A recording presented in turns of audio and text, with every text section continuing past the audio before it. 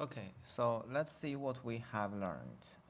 We already learned that the proposition 5.2, it says you have the real part of Zn greater than 0 on the right half for all n greater than or equal to 1. And this infinite product converges to a non-zero element, non-zero number, if and only if the series log z sub n converges. Okay, so that's 5.2, the proposition. And after this, we have the 5.4. Therefore, 5.4 says if the real part of z sub n is greater than -1, then the series natural log of 1 plus z sub n converges absolutely.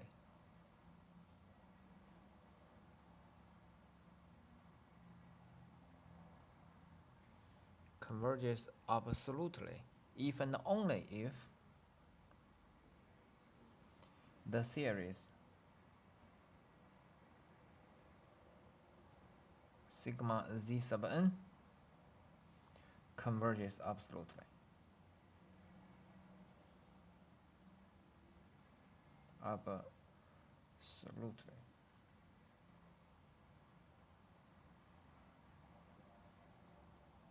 Okay. So from here we can see what we know, that a series a convergent, absolutely convergent series must converge. Okay. So so so what this proposition comes from the observation that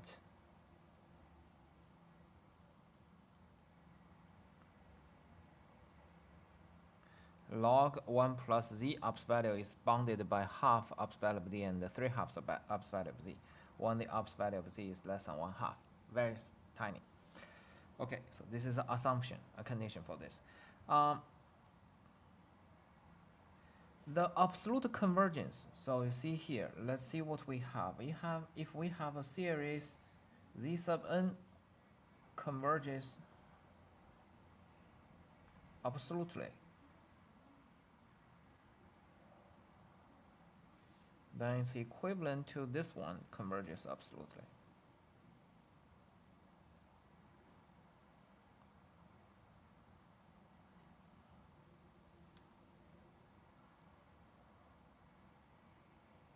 Okay, this is even only if. And then it implies the series log 1 plus z sub n converges without absolute. Okay, and this converges, you see, it's a greater than -1. Eventually, z sub n will approach to 1. So it's not the well, let's assume the real part of z sub n is greater than 0 under this stronger condition, and you can apply this property, then this one is equivalent to the infinite product. What here is a 1 plus z sub n, so it is an infinite product 1 plus z sub n converges to z0, z which is non-zero. Okay, so that's the condition. From the absolute convergence of zn, we get absolute convergence of we get the convergence of the infinite product 1 plus z sub n, which converge to a non-zero number. Okay, so you see here, this is absolute convergence, this is absolute convergence, and these two are convergence. So we want to know if we can have the absolute convergence for the infinite product. So if can we have the absolute convergence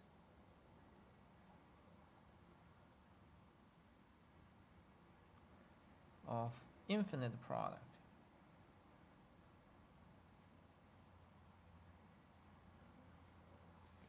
Okay, can we have the absolute convergence infinite product? Well, naturally, we will consider this one. When we have a convergent infinite product, we put ops value. We call this, if this one converges, then we say original infinite product absolute convergence.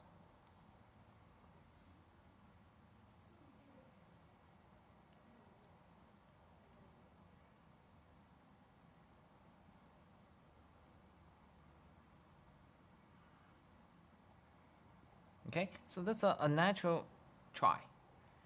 But the problem is that when we define the absolute convergence, we also want a result.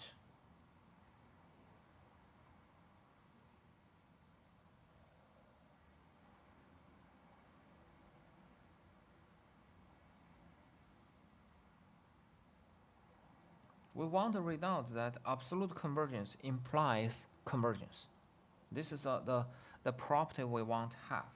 But this one, this definition, cannot give us a result. The example is the following. Let Zn be -1 to nth power. Zn be -1 to nth power. So it's alternating, -1 plus 1, -1 plus 1, -1 plus 1. Okay, then the infinite product of the ops value of z sub n is equal to 1. But the infinite product of z sub n diverges. Right? Because the infinite product, whenever you take the partial product, it's going to be either positive 1 or negative 1. It does not converge to a point. So this is not, this example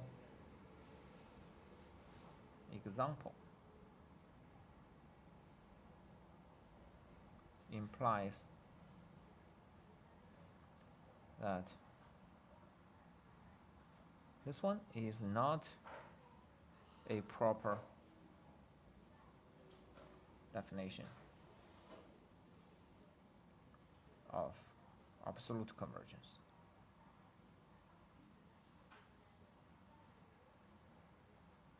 So it's not a proper definition.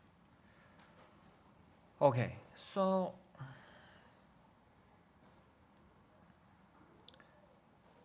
since we have such stuff, the convergence of z infinite product Zn is equivalent to the convergence of a series natural log of z sub n. So we have the following definition.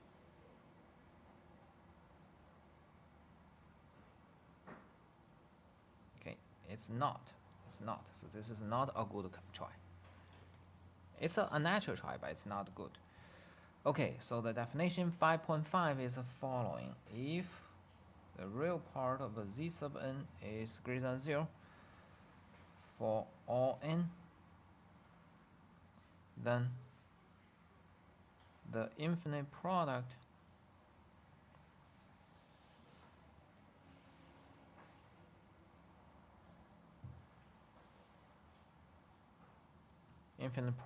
Zn is said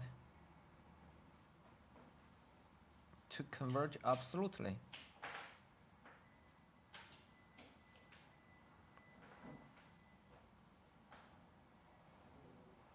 Converge absolutely if the series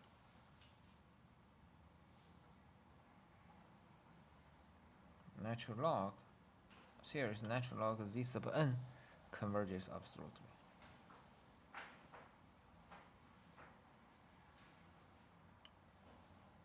Okay, so we, instead of directly put ops value for the Zn, we put ops value for the natural log of Zn, and we use the absolute convergence of a series to define the absolute convergence of a infinite product. Okay, and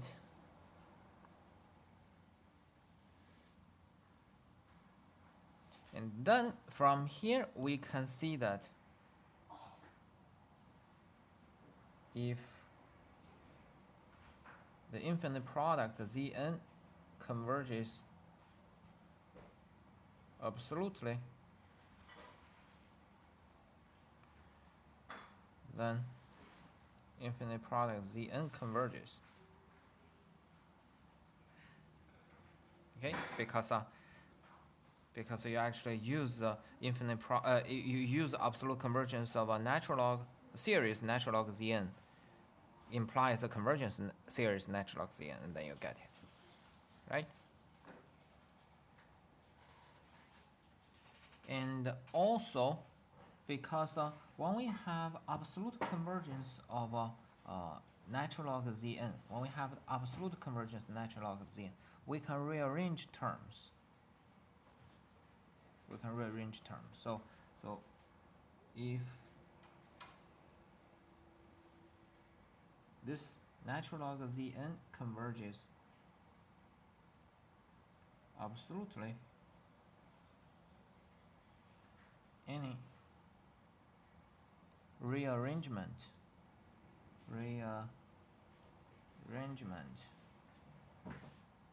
of the terms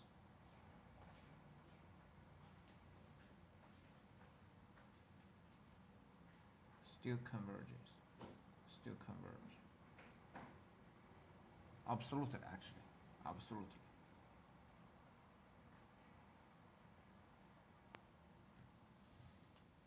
Okay, so once we rearrange the series, we actually rearrange the infinite product. So we get the result. If a product converges absolutely,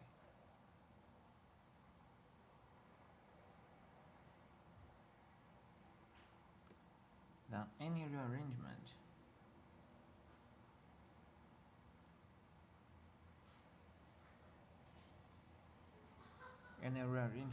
of the of the terms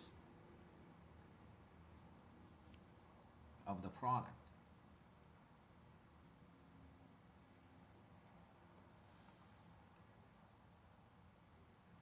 still absolutely converges.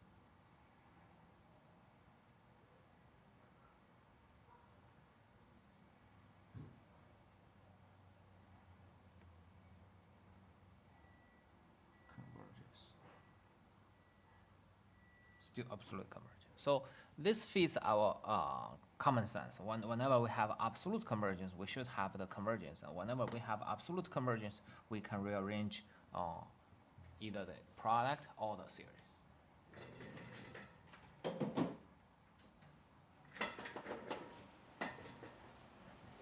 Okay, so let's see the corollary. Corollary 5.6.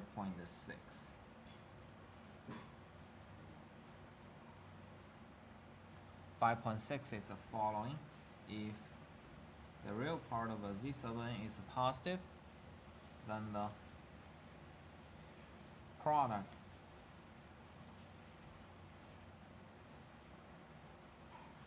Zn converges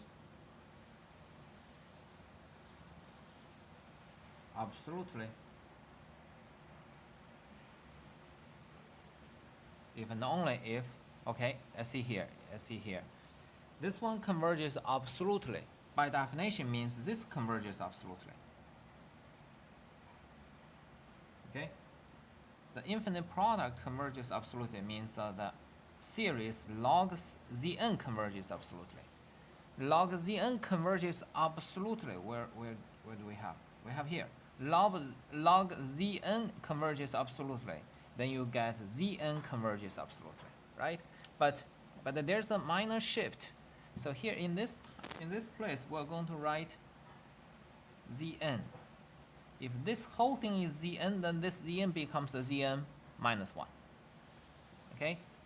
So if the whole thing, you call it a Zn, then this small Zn inside the expression becomes a Zn minus 1. Okay, so that's why here you get the series sigma Zn minus 1 converges absolutely.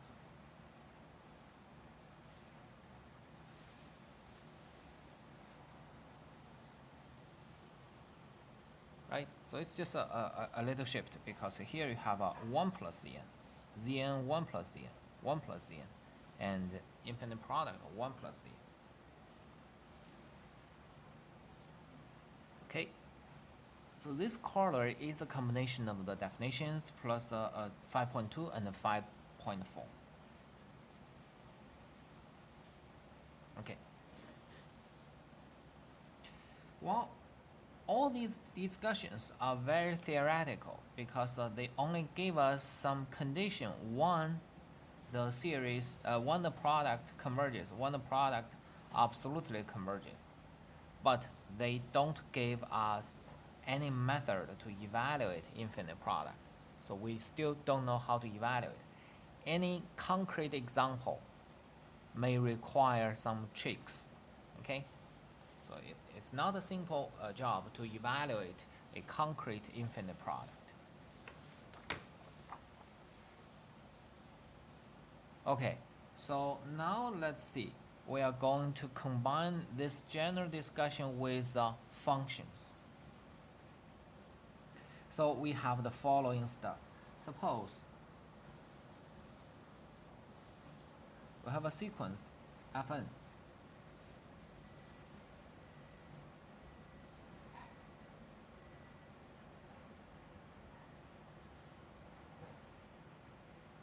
Sequence of functions on a set x. And we already know that this Fn of x converges to Fx uniformly.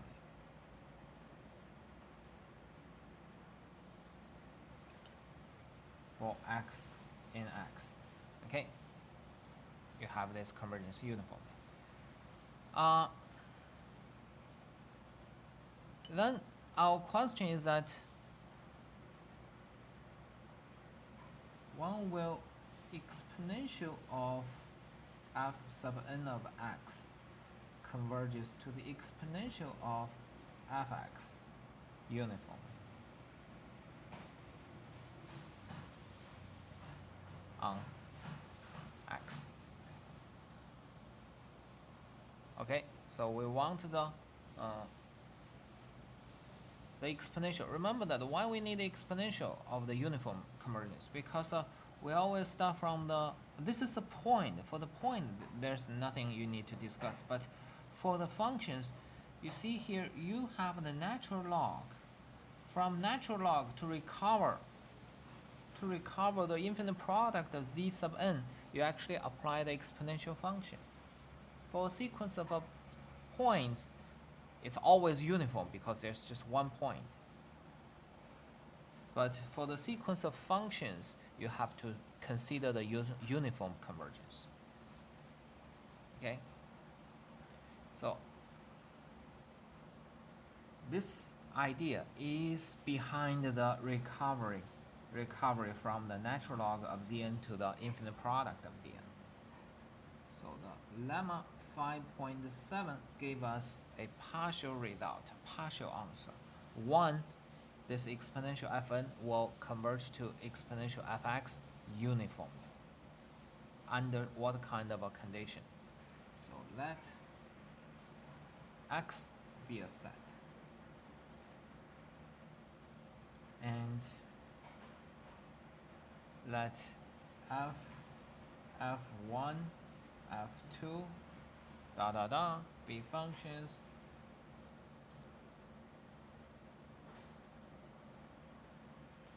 from x into c such that f sub nx converges to fx uniformly for x in the set x. So this is the setting. Now let's see the additional condition. If there is a constant a such that the real part of fx is bounded by a for all x in x, then the exponential of f f sub n of x will converge to the exponential of fx uniformly for x in x. For x in x. Okay?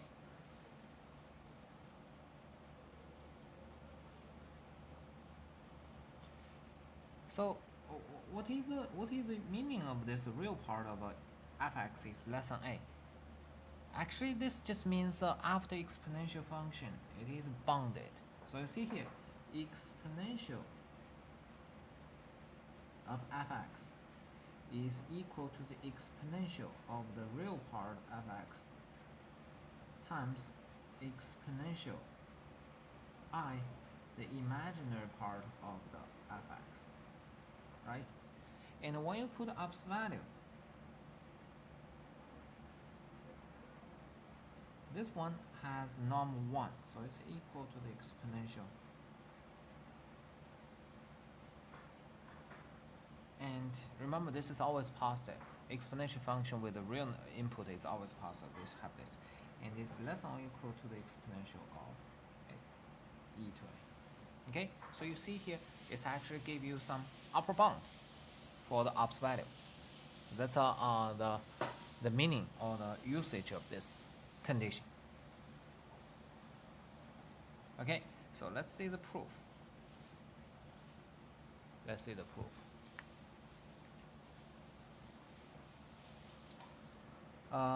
Proof. So for any epsilon, given epsilon greater than 0, then we choose, because exponential function is a continuous function, so e to z is continuous.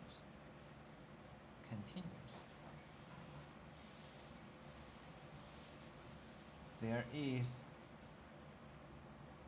a delta greater than 0 such that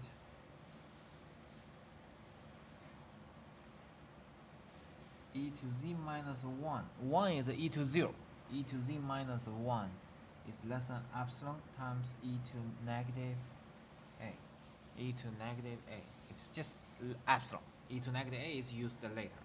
Whenever up's value of z, this is e to 0, z minus 0 is less than delta. When z is close to 0, we have such property. Okay? This is one thing. And now we have uniform convergence. Okay? So Fn converges to F uniformly. Then what? Then there exists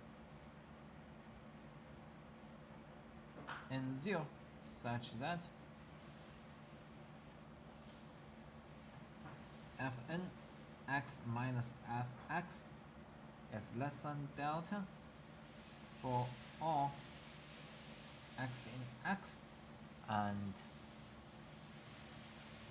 n greater than or equal to n0, right? So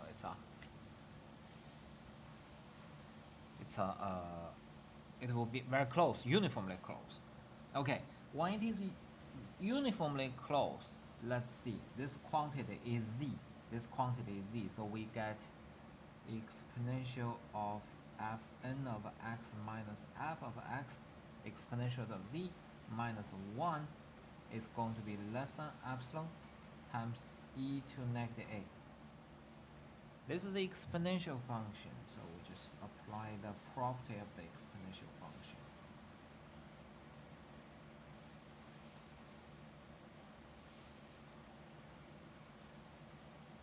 Okay, it is equal to this. This is an inequality. And then we multiply this inequality by the up's value of exponential fx.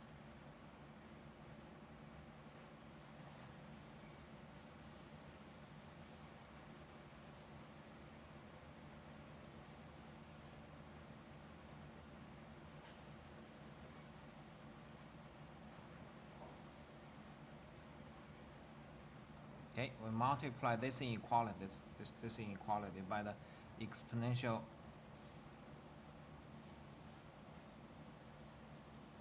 upside of exponential fx. Alright, so what we have, and this one remember here, it is less than e to a, so it's less than epsilon. This is the usage here is bounded. We give it an upper bound. Okay, so what we have given epsilon greater than 0, there exists n0 for all n greater than or equal to n0, and for all x in x, we have the exponential fn x minus exponential fx less than epsilon. Uniform convergence.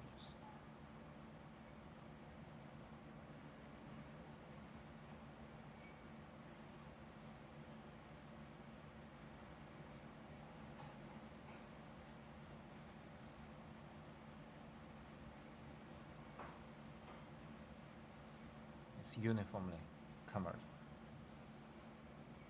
Right? So that's the usage, and it's a short proof.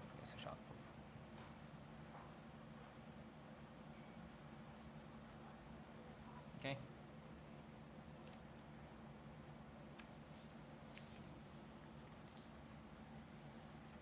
Okay, so after this short proof, we can write the preliminary stuff result related to the convergence of infinite product. So let xd be a compact matrix space,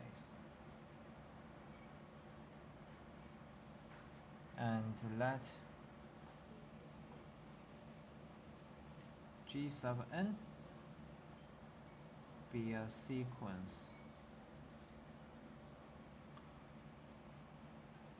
of continuous function.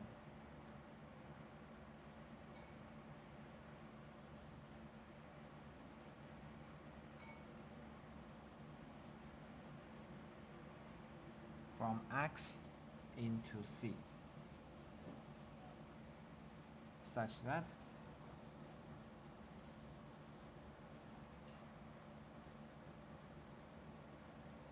the series G sub n of x converges absolutely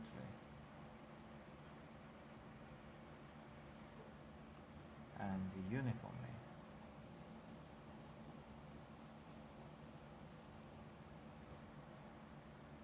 for x in x.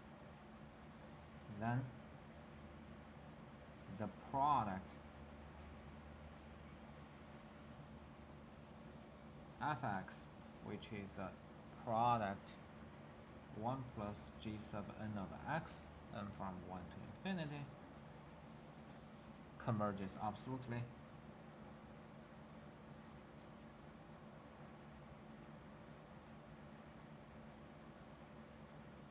and uniformly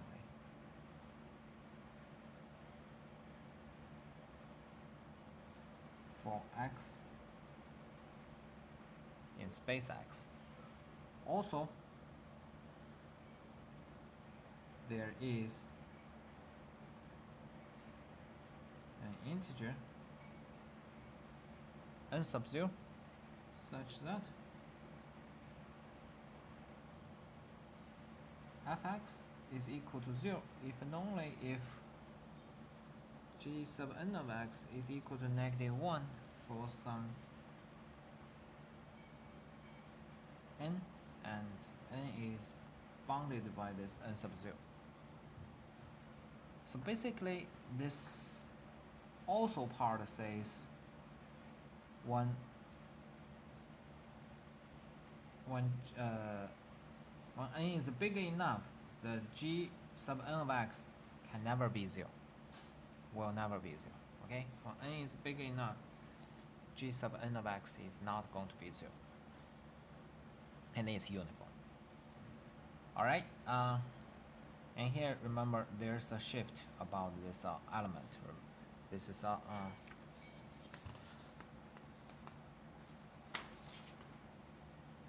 the corollary. The corollary. If here you use infinite product Zn, then this is a Zn minus 1. If this place you use series G, then this is a Gn plus 1. There's a shift by 1. Okay.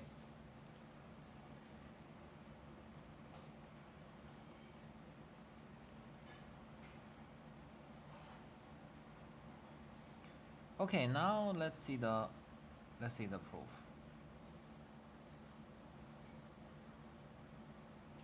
The series converges uniformly.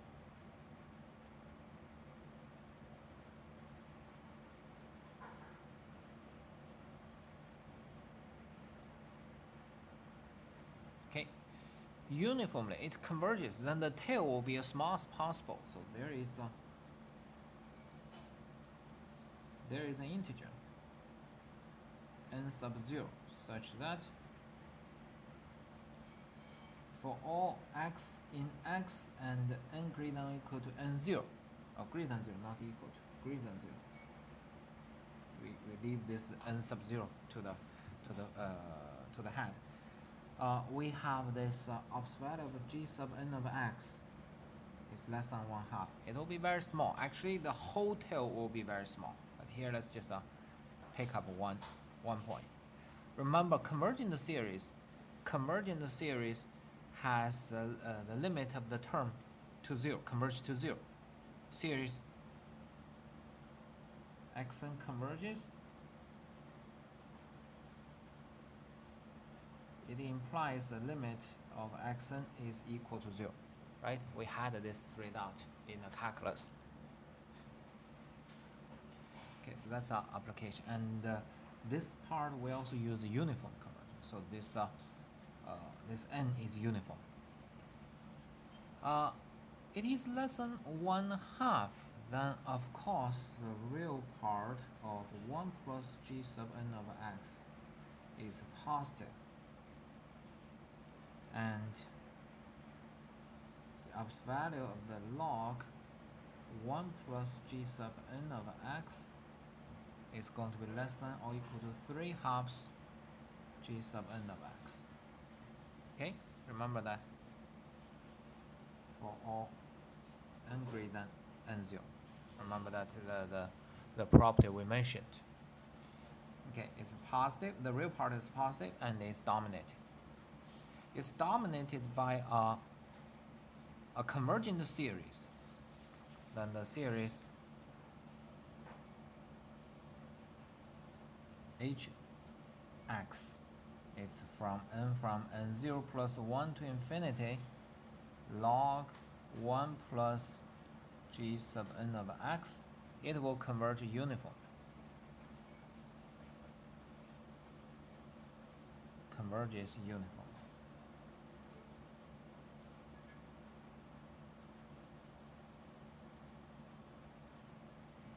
Okay.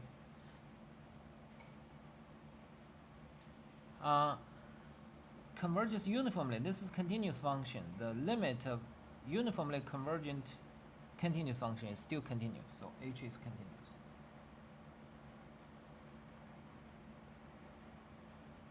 H is continuous and x is compact.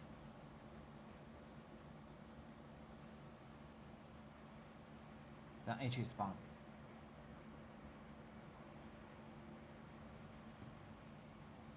H is bounded, so there is a constant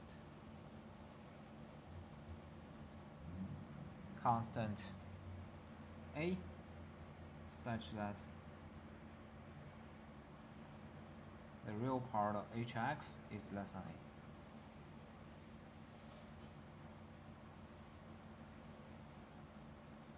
For all x in x. Okay?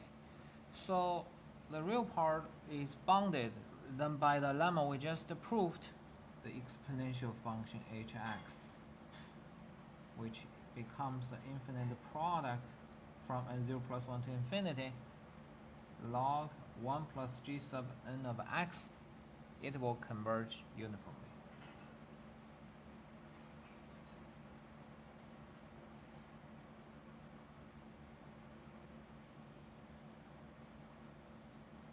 For x in x, for x in x. And be careful, this is an exponential function. Remember, this is an exponential function. It's never 0. It's never equal to 0. It comes from the exponential function, infinite product exponential function. So exponential h of x is never equal to 0. Then what is fx? Fx is 1 plus g1 of x, 1 plus g2 of x, and 1 plus gn sub 0 of x, and h of x, exponential h of x.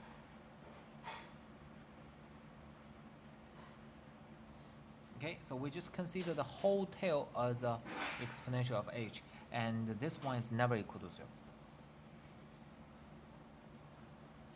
With exponential of h of x not equal to 0 for all x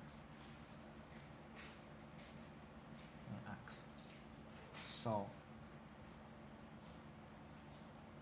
fx is 0 if and only if gn of x is equal to -1 for some n between 1 and 0. Well, that's obvious, right? That is obvious.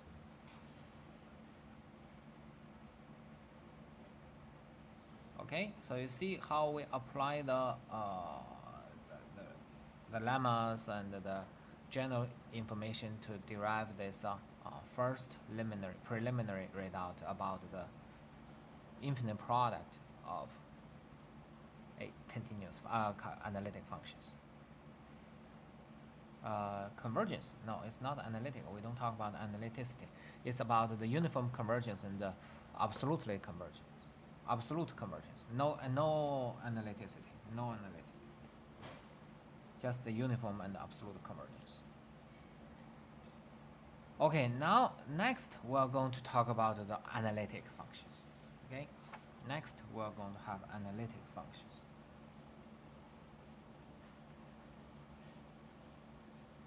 The analytic function is the following. Let G be a region. Be careful, in this lemma 5.8, we only discuss a compact metric space. This can only be applied directly to compact metric space. But the region normally is not compact, it's open and connected. Let G be a region in C. And let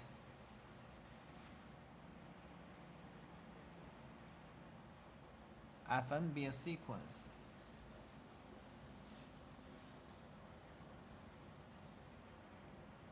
in H of G such that no Fn is identically 0.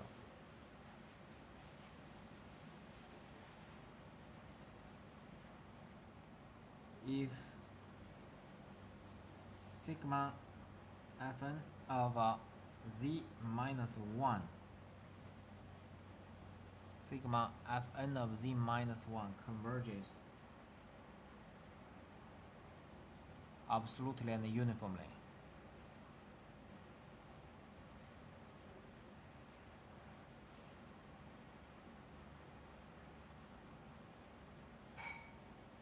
on compact subset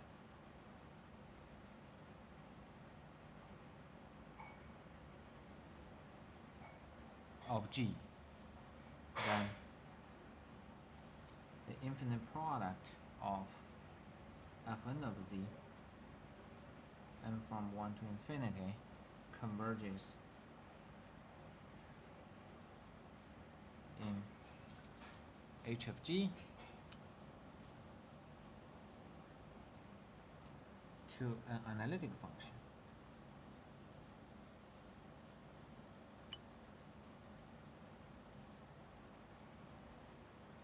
fz.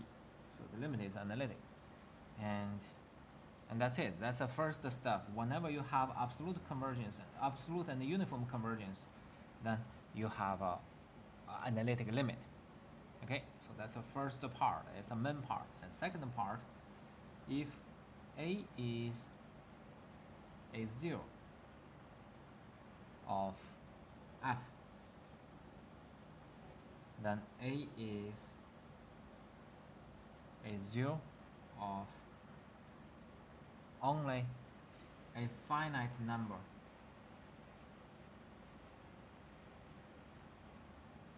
of the functions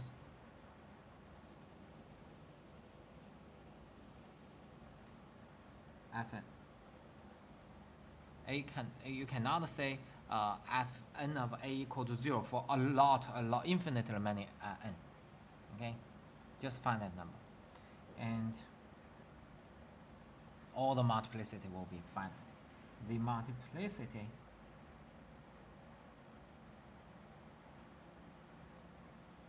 of the 0 of f at A is the sum of the multiplicity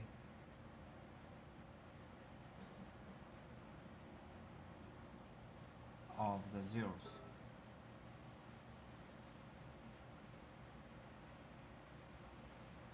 of fn at A.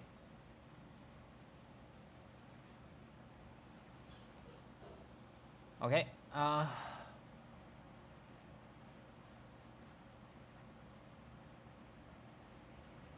So actually, this is exactly the application of 5.8. 5.8 only tells us the convergence over the compact set, and here we only assume it's absolutely uniformly convergent to a compact set subset. And the topology of G is compact open topology. If the sequence converges to a function f over all compact subset, then it will converge to f in the topology. Remember that compact open topology, we only care the convergence over the compact subsets. Okay. So this series fn of z minus 1 is there's always a shift. If you here you use infinite product, you use fn, then this series is fn minus 1. If here is fn, then this is fn plus 1. Okay, if the series is fn, the infinite product is fn plus 1. Okay, this one converges uniformly and absolutely on compact subsets of G, then by lemma 5.8 by lemma 5.8 f of z, which is the infinite product fn of z, converges uniformly and absolutely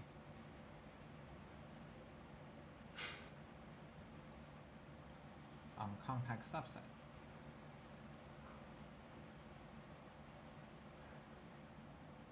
of G. And we know that H of G is a closed set.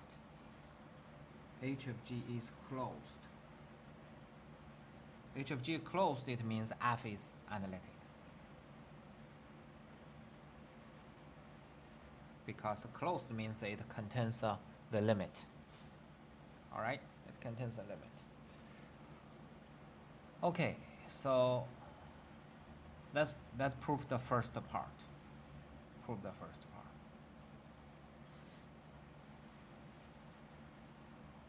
And second part is actually the same thing for the from the lemma 5.8. So you see, assume fa is equal to 0. Fa equal to 0, and choose r greater than 0 such that the ball centered at A with radius r is totally contained in G. Okay, this is closed set. We need the closed ball in order to get the compact set. So the series Fn of z minus 1 converges uniformly on this compact set. Then what we have? We have this f of n is equal to f1 of z, f of z is equal to f1 of z, f2 of z, dot dot dot, n0 of z, and times exponential of h of z, something like that, right? And in the book they use g of z. With, that's an important condition, with g of z not equal to 0.